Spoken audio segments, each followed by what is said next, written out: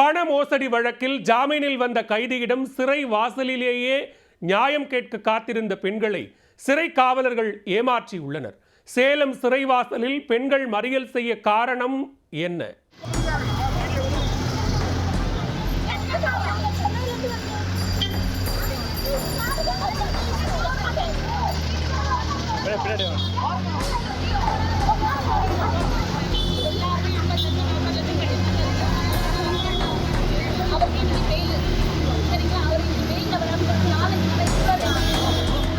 திருவண்ணாமலை மாவட்டம் செய்யாறு, வந்தவாசி, ஆரணி, போலூர் உள்ளிட்ட பல்வேறு பகுதிகளில் APR என்ற சீட்டு நிறுவனம் செயல்பட்டு வந்தது. இந்த நிறுவனத்தை அல்தாஃப் என்பவர் நடத்தி வந்தார். APR நிறுவனத்தினர் தீபாவளி மற்றும் பொங்கல் பண்டிகைக்கு தங்க நகைகள் உட்பட பல விலை உயர்ந்த பொருட்கள் தருவதாக கூறி ஏராளமான பொதுமக்களிடம் சீட்டு பணம் வசூல் செய்துள்ளனர். ஆனால் அல்தாஃப் சீட்டு பணத்தை மோசடி செய்துவிட்டு தலைமறைவாகிவிட்டார். ஆந்திராவில் தலைமறைவாக இருந்த அல்தாஃபை போலீசார் கைது செய்து சேலம் மத்திய சிறையில் அடைத்தனர். சேலம் சிறையில் இருந்த அல்தாஃபுக்கு நீதிமன்றம் ஜாமீன் வழங்கியதைத் தொடர்ந்து வெள்ளிக்கிழமை அன்று சிறையில் இருந்து வெளியே வருவதாக இருந்தது. APR நிறுவனத்திற்கு ஏஜென்ட்டுகளாக பணியாற்றி வந்த பெண்கள் கடந்த 4 நாட்களாக சேலம் சிறைவாசலில் காத்து கொண்டிருந்தனர். சிறையில் இருந்து ஜாமீனில் வெளியே வரும் அல்தாஃபிடம் பேசி பணத்தை வாங்குவதற்கு பெண் ஏஜென்ட்டுகள் திட்டமிட்டிருந்தனர். ஒவ்வொரு நாளும் ஏமாற்றமடைந்த பெண்கள் இன்றைய தினம் அல்தாஃப் சிறையில் இருந்து வெளியே வருவதை உறுதி செய்து கொண்டு சிறைவாசலிலேயே காத்திருந்தனர். ஆனால் அல்தாஃப் அங்கிருந்து சிறை காவலர்கள் உதவியுடன் வேறு பாதையில் சென்றதாக தெரிகிறது.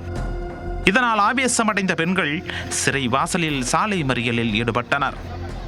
அப்போது அந்த வழியாக தனது முகாம் அலுவலகத்திற்கு சென்று கொண்டிருந்த மாநகர காவல் ஆணையர் விஜயகுமாரை மறியலில் ஈடுபட்ட பெண்களிடம் பேச்சுவார்த்தை நடத்தி அங்கிருந்து கலைந்து செல்லுமாறு உத்தரவிட்டார். 45 கோடி கட்டியிருக்கோம். வீட்டுக்கு எல்லாம் போக கூட முடியாது. ஊர்ல இருக்கவங்க காசெல்லாம் வாங்கி கட்டியிருக்கோம். செருப்பால அடிக்கிறாங்க. ஊர் பக்கம் போனோம். இவ்வளவு கஷ்டத்தை வச்சுட்டு இங்க வந்து இந்த ஆள் எப்போ வருவான்னு சொல்லிட்டு நாங்க 5 நாளா வந்து ஜெயில் வாசல்ல படுத்துட்டு இருக்கோம். அந்த ஆள் யாருக்குமே தெரியாம வண்டி எழுதி தப்பிச்சு ஓடிட்டான். இவன் தப்பிச்சு ஓடி போயிருக்கு. இங்க இருக்கவங்க தான் காரணம்னா இவன் எப்போ போனான்னு எங்களுக்கே தெரியாது. இங்க இருக்கவங்களுக்கே உண்மை தெரியாத பட்சத்துல எங்கேதோ ஒரு லாயர் போன் பண்ணி அவன் குரூப்ல போடுறான். இந்த மாதிரி இந்த ஓனர் இங்கிருந்து தப்பிச்சு போயிட்டாரு. 2 மணி நேரம் ஆகுது இவர் தப்பிச்சு போயின்னு. இந்த சேலம்ல நடக்கிறது அங்க இருக்க லாயருக்கு எப்படி தெரியுதுன்னு எங்களுக்கு தெரியல. இந்த ஜெயிலுக்குள்ள என்ன நடக்குதுன்னு எங்களுக்கு தெரியல. எல்லா கைதிகளும் வர்றதுக்குன்னு ஒரு வழி வச்சிருக்காங்க. ஆனா அந்த வழியா அந்த ஆள் வரல. 60 பேர் இருக்கோம் சார். 60 பேரும் குழந்தை குடியோட இந்த ரோட்ல தான் படுத்துட்டு இருக்கோம். ஜெயில் வாசல்ல தான் படுத்துட்டு இருக்கோம். அவர் இந்த பக்கமா மெயின் கேட் வழியா வரல. அவர் எந்த கேட் வழியா தப்பிச்சு போறாங்க. குறுக்கு வழியா தான் அனுப்பிச்சு விட்டாங்க சார். இப்படி இருக்க பட்சத்துல இவங்க எல்லாம் சேர்ந்துதான் நாங்க எல்லாம் சேர்ந்தா ஓனர் கடத்திட்டு போயிட்டோம் அப்படின்னு சொல்லிட்டு குரூப்பா பேசிட்டு இருக்காங்க. இதுக்கும் எங்களுக்கும் எந்த சம்பந்தமும் இல்ல.